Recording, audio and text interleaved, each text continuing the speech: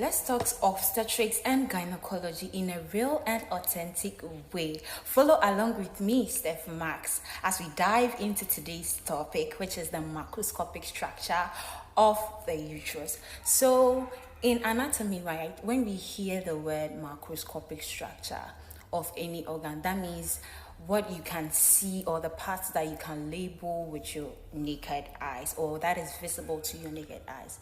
When we talk about the microscopic structure, that means that it's visible through the microscope. You can't see it with your eyes. So right now we are going to talk about the macroscopic or the gross structure of the uterus. So an image is inserted here. Because I love you guys, I drew it by myself. Applaud, say to me. Great. So the first one is the fundus. Yeah, the fundus is a domed-shaped upper wall that lies between the insertion of the fallopian tube. There's the dome-shaped upper wall that lies between the insertions of the fallopian tube. You can see it there.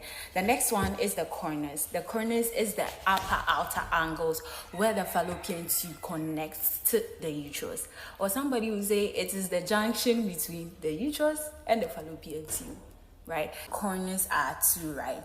So the singular is cornus and the plural is conua.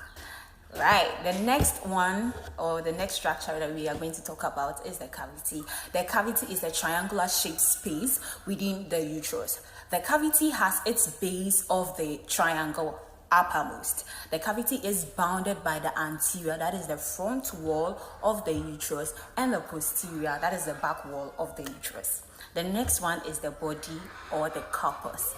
The body is the major part of the uterus that makes up the upper 2/3 of it. That means it makes the greater part of the uterus. Right.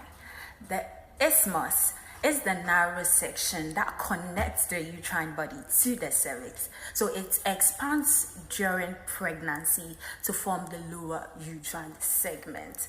The last but not the least, which is the cervix, the almighty cervix. It is the lower narrow part of the uterus, which is approximately 2.5 centimeters in length. So that's all for the macroscopic structure of the uterus. I hope you've able to learn something new today. In our next video, we are going to be talking about the microscopic structure of the uterus. Then we'll move on to our gynecological conditions, and that's on period.